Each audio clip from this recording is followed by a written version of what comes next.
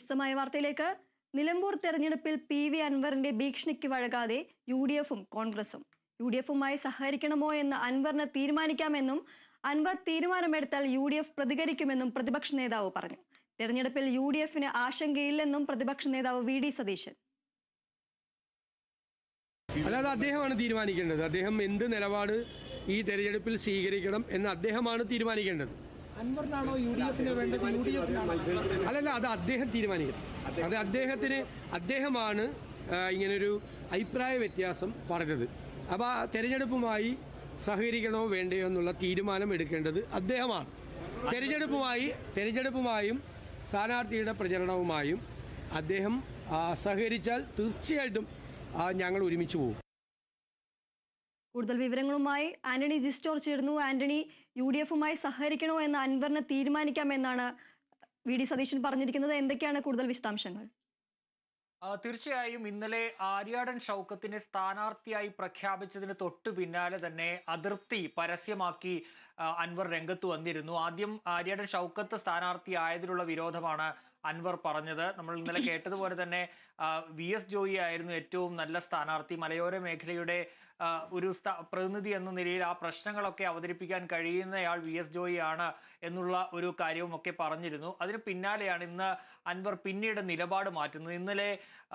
ഇന്ന് രാവിലെ തൃണമൂൽ കോൺഗ്രസിന്റെ ഒരു യോഗം ചേർന്നിരുന്നു. ആ യോഗത്തിന് പിന്നാലെ ഈ തൃണമൂൽ കോൺഗ്രസിന്റെ നേതാക്കൾ വന്ന് പറഞ്ഞത് UDF പ്രവേശനം അത് എത്രയും വേഗം നൽകിയില്ലെങ്കിൽ തങ്ങൾ ഒറ്റയ്ക്ക് മത്സരിക്കുമെന്നുള്ളൊരു കാര്യമാണ് ഈ തൃണമൂൽ കോൺഗ്രസിന്റെ നേതാക്കൾ പറഞ്ഞത്. ഇന്നലെ അൻവർ പറഞ്ഞത് ഈ സ്ഥാനാർത്ഥിയെക്കുറിച്ച് പഠിക്കാൻ തങ്ങൾക്കൊരു 2 ദിവസത്തെ സമയം വേണം, സ്ഥാനാർത്ഥിക്ക് ജനപ്രീതി ഉണ്ടോ എന്നൊക്കെ അറിയാൻ വേണ്ടി ഒരു 2 ദിവസത്തെ സമയം വേണം. അതിനുശേഷം UDF-ഉമായി സഹകരിക്കണമോ, അതുപോലെ തന്നെ ഈ സ്ഥാനാർത്ഥിക്ക് ആര്യാടൻ ഷൗക്കത്തിന് UDF-ന്റെ സ്ഥാനാർത്ഥി ആര്യാടൻ ഷൗക്കത്തിന് പിന്തുണ കൊടുക്കണമോ എന്നുള്ള കാര്യത്തിലൊക്കെ തീരുമാനമെടുക്കുമെന്നുള്ളതാണ് അൻവർ പറഞ്ഞതെങ്കിൽ ഇന്ന് രാവിലെ വന്നപ്പോൾ കുറച്ചുകൂടി അത് മാറി. PV അൻവർ തൃണമൂൽ കോൺഗ്രസിന്റെ സ്ഥാനാർത്ഥിയായി വരും ഈ നിലമ്പൂരിൽ എന്നുള്ളൊരു കാര്യം പറഞ്ഞു. ഒരു തീരുമാനം എത്രയും വേഗം എടുക്കണമെന്നുള്ളൊരു നിർദ്ദേശം അല്ലെങ്കിൽ ഒരു ആവശ്യമാണ് അൻവറിന്റെ ഭാഗത്ത് നിന്ന് ഉണ്ടായത്.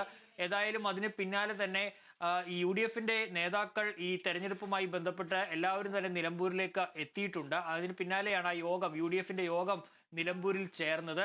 ഇതിനിടെ അൻവർ PK കുഞ്ഞാലിക്കുട്ടിയുമായി കൂടിക്കാഴ്ച നടത്തിയിരുന്നു. അത് കൂടാതെ KPCC-യുടെ മുൻ അധ്യക്ഷൻ K സുധാകരനെയും അൻവർ കണ്ടിരുന്നു. ഈ നേതാക്കളോടൊക്കെ അൻവർ പറഞ്ഞത് തന്നെ ഈ UDF-ന്റെ അസോസിയേറ്റ് അംഗമാക്കാമെന്ന് പറഞ്ഞു. പക്ഷേ ഇതുവരെയും അക്കാര്യത്തിൽ ഒരു തീരുമാനം ഉണ്ടാകുന്നില്ല. അത്തരത്തിൽ അൻവർ നേരത്തെ ഉന്നയിച്ചിരുന്ന എല്ലാ പരാതികളും ഉന്നയിക്കുകയാണ് ചെയ്തത്. മാത്രമല്ല അൻവർ ആവശ്യപ്പെടുന്നത് ഒരു ഉറച്ച സീറ്റും അത് കൂടാതെ മറ്റ് 2 സീറ്റുകളും, അങ്ങനെ 3 സീറ്റുകൾ ഈ തങ്ങൾക്ക് വേണമെന്നൊരാവശ്യമൊക്കെ അൻവർ മുന്നോട്ട് വെക്കുകയും ഒക്കെ ചെയ്തിരുന്നു. അക്കാര്യങ്ങളിലൊക്കെ ചർച്ചകളും നടക്കുകയായിരുന്നു. ഏതായാലും ഇന്നലെ പ്രതിപക്ഷ നേതാവ് ഈ സ്ഥാനാർത്ഥി പ്രഖ്യാപനത്തിന് പിന്നാലെ ചോദിച്ചപ്പോൾ ഈ 2 ദിവസത്തിനകം തന്നെ PV അൻവറിന്റെ റോൾ എന്തായിരിക്കും UDF-ൽ എന്നുള്ള കാര്യം പ്രഖ്യാപിക്കുമെന്ന് പറഞ്ഞിരുന്നു. ഏതായാലും അതിന് പിന്നാലെയാണ് അൻവർ ഈ നിലപാടൊക്കെ മാറ്റി ഒരു തരത്തിൽ വിലപേശലിലേക്കും ഭീഷണിയിലേക്കും ഒക്കെ പോകുന്ന ഒരു സാഹചര്യം ഉണ്ടായത്. ഏതായാലും ഇന്നിപ്പോൾ UDF യോഗം ചേർന്ന് UDF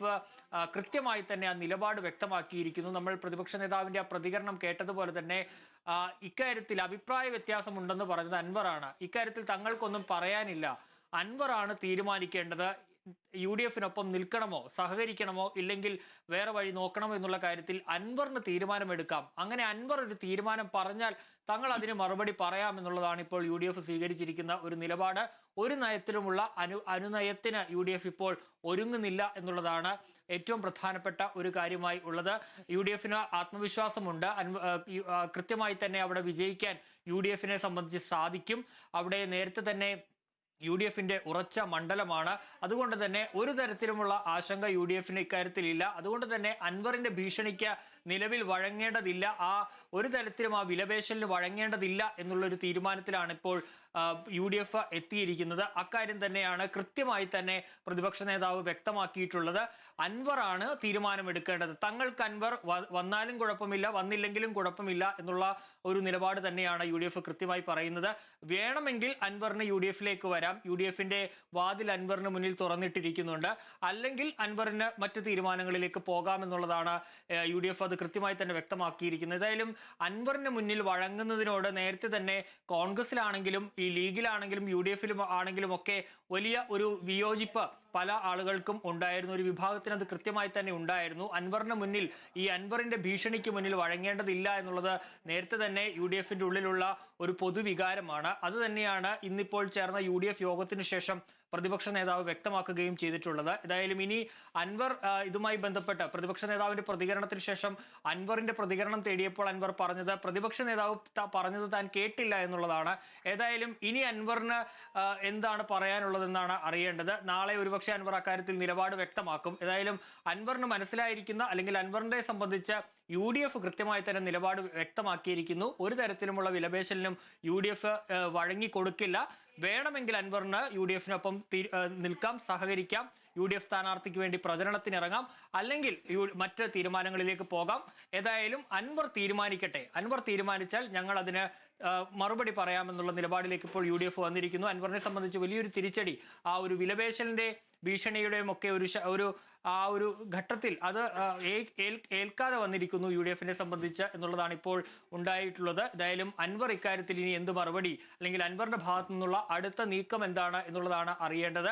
ഏതായാലും അൻവർ ഇനി മത്സരിക്കുമോ എന്നുള്ള കാര്യമൊക്കെ കൃത്യമായി അറിയേണ്ടതാണ് എന്നുള്ളതാണ് ഇപ്പോൾ അൻവർ അവിടെ കൂടിക്കാഴ്ച നടത്തുന്നുണ്ട് തൃണമൂൽ നേതാക്കളുമായി എന്നുള്ളതാണ് മനസ്സിലാക്കാൻ കഴിയുന്നത്. ഏതായാലും അൻവറിന്റെ ഭാഗത്തു നിന്ന് ഒരു പ്രതികരണം നാളെ ഉണ്ടായേക്കുമെന്ന് തന്നെയാണ് കരുതുന്നത്. ഏതായാലും UDF കൃത്യമായി തന്നെ നിലപാട് വ്യക്തമാക്കിയിരിക്കുന്നു. ഒരു തരത്തിലും അൻവറിന് ഇപ്പോൾ വഴങ്ങേണ്ടതില്ല. അൻവറിന് തീരുമാനിച്ച് അൻവറിന് ഇഷ്ടമുണ്ടെങ്കിൽ വരാം, ഇല്ലെങ്കിൽ വേണ്ട എന്നുള്ള നിലപാടിലാണ് ഇപ്പോൾ UDF നേതൃത്വം. ശരി, ആന്റണിയാണ് വിവരങ്ങൾ നൽകിയത്.